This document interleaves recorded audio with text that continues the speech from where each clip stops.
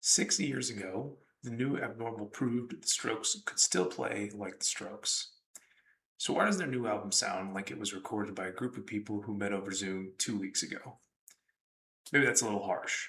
It's just that I'm a longtime Strokes fan coming to the realization that Reality Awaits probably wasn't written for me.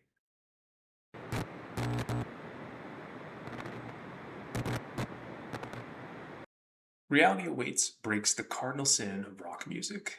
It sounds like it was recorded piecemeal, like every instrument was played in isolation and then stitched together after the fact, and that actually might be the case.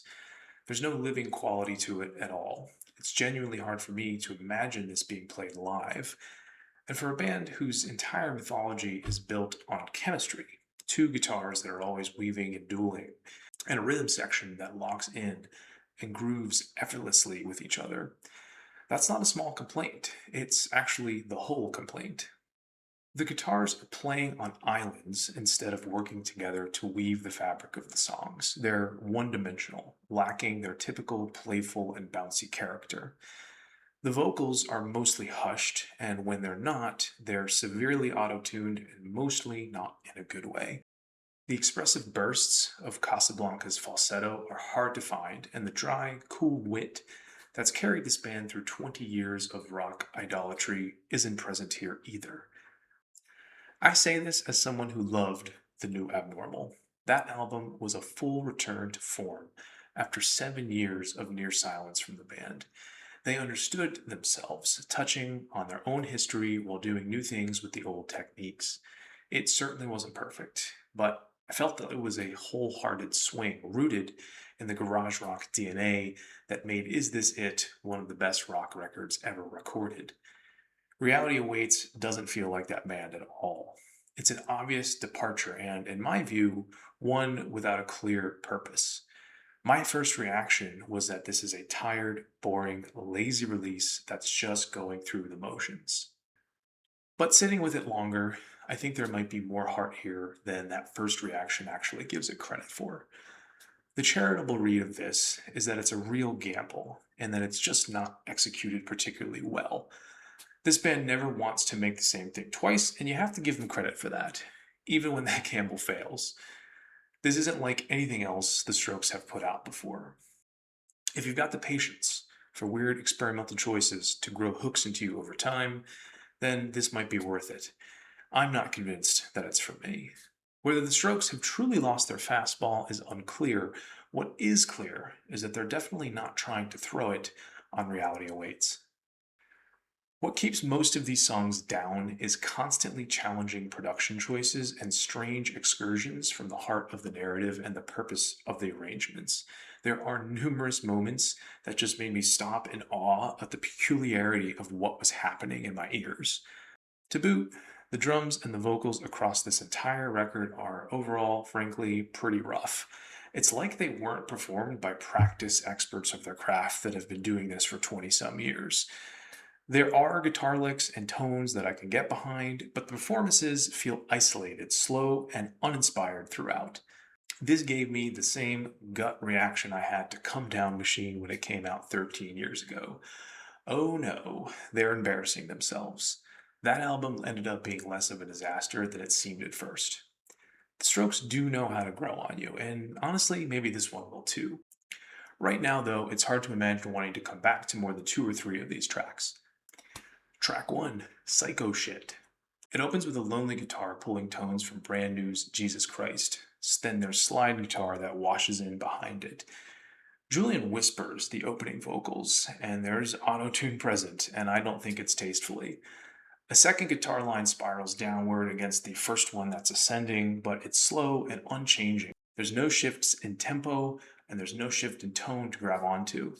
The song does build in layers, and there are some satisfying drum crashes near the end, but the delivery of the title line itself, Psycho Shit, comes off forced.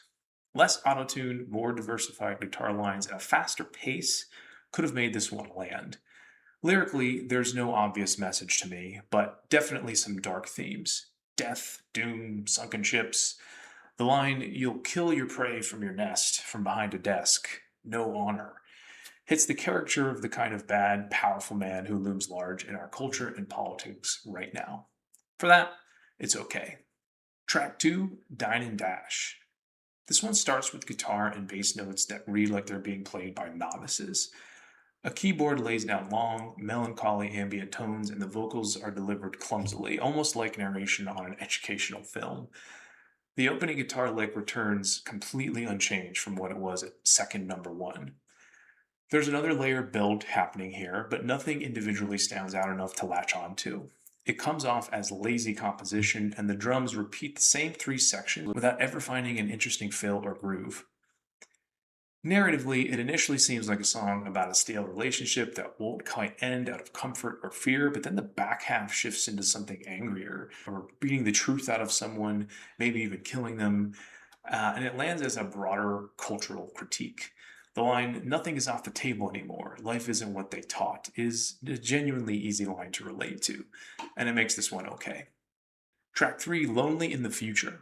A cool, propulsive guitar with toasty tones opens the track, then immediately backs off into a sparse, pop rock kind of jingle with a surf rock tone. It's a complete shift. The vocals go half spoken again, the drums get distractingly boring, more noticeable here than on a typical Strokes record, and again, really not in a good way. There's more bad autotune for no real reason, plus a clumsy, bouncy keyboard line that somehow also sounds autotuned. This is the one moment on the album where it feels less like a bold swing and more like the band forgot how to play. Lyrically, this is where there's some names that get dropped, including the internet's busiest music nerd. And it plays less like a diss track and more like Julian giving a pointed fuck you to 2 decades of criticism. It's a criticism of criticism and a little bit of growing up and appreciating the challenges of the past. Maybe he's right that we'll understand this album in 20 years. I don't understand it now. It's a bad song. Track 4, Falling Out of Love. This is another slow build. There's open strumming, light tones, and a loose and unhurried rhythm section to start this one out. The drum sound is actually a bit more appropriate and engaging. The auto tune is a little less egregious, and there's at least a couple moments where Casablancas tries his falsetto, which helps it all work emotionally. The guitars never really walk into any kind of interplay. It's like they're being played in separate rooms, which they very well may have been. It's bedroom pop without the texture, single, isolated elements that are too basic on their own. There aren't quite enough ideas to fill 6 minutes, but the mood is effective, even if it's not At the Door or Eternal Summer from the last release. Narratively, this is a straightforward end of love song, and the line, "Some things are flawed by design, but I'm fine for the first time," genuinely hits. It's okay. Track 5, Going to Babble On. You expect a momentous drum piece crashing in to start this, and instead we get an obvious bodiless drum machine. But the vocals here are genuinely on par with anything from earlier in their discography, and the chorus is catchy and interesting for, I think, the first time. The guitar tones give real structure to the vocal refrain. This could be a great song with even half decent drumming, and I hate to harp on this, but I really cannot believe how bad the drums are on this album. It is nonsensical. Even if the drumming is never the star of a Strokes song, there's no reason for it to be this distracting. This is probably the most Strokes-like track on the album, which makes more sense once you understand this record as a purposeful departure from their original sound rather than an accident. Lyrically, it's immediately relatable. A general dissatisfaction with modern culture, too much information, too many opinions from strangers, being asked to keep up and stay online with no time left to figure out who you are. There's the line, "I won't go on too long, don't want to babble on," is pretty funny coming from a nearly 50-year-old Casablancas on his 7th album in 25 years. But the repeated starting again line in the chorus really works for me. It's a good song. Track 6, Going Shopping. This is a lighter, less busy song that could have been an effective pop rock jingle if the vocal delivery weren't so flat.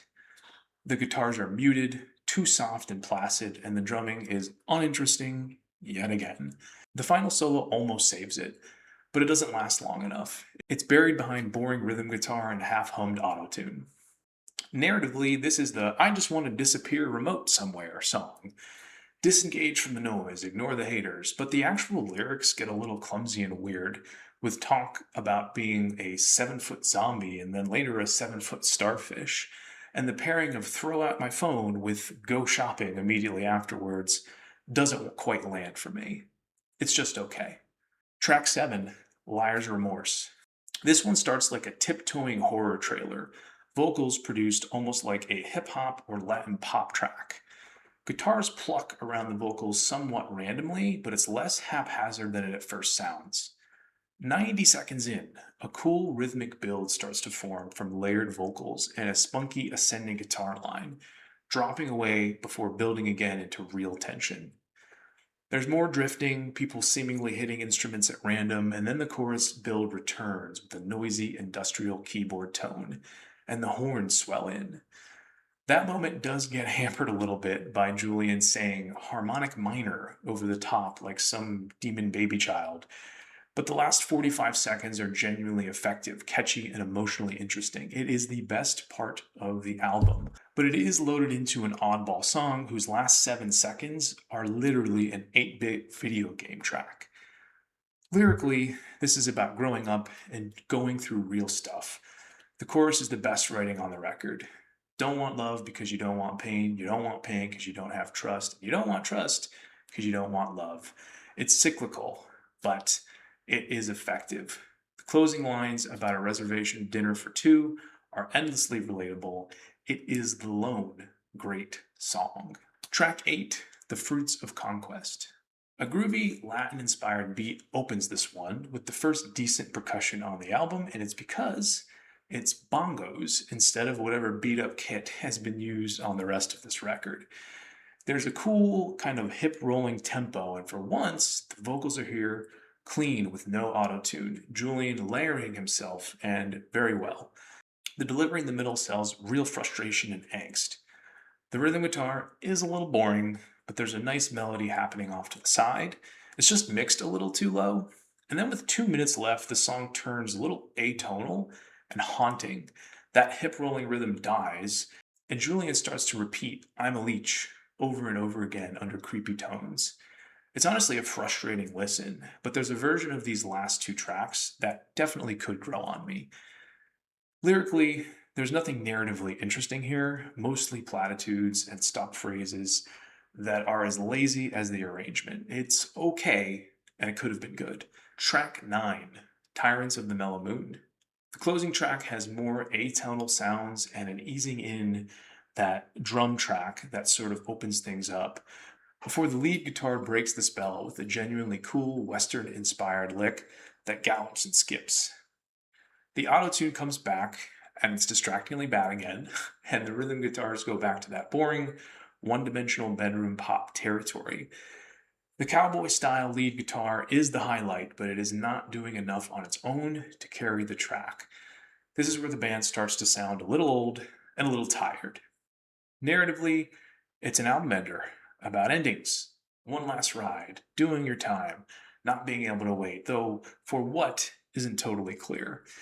As always with Julian's writing, it's ambiguous whether this is relationship music or something more inward or something more cultural. It doesn't offer much clarity, which maybe that's the point. It is the cowboy song, and unfortunately it's bad. So where does Reality Awaits sit in the Strokes catalog? It's not the complete disaster my gut said it was on first listen, but it's not close to the new abnormal either.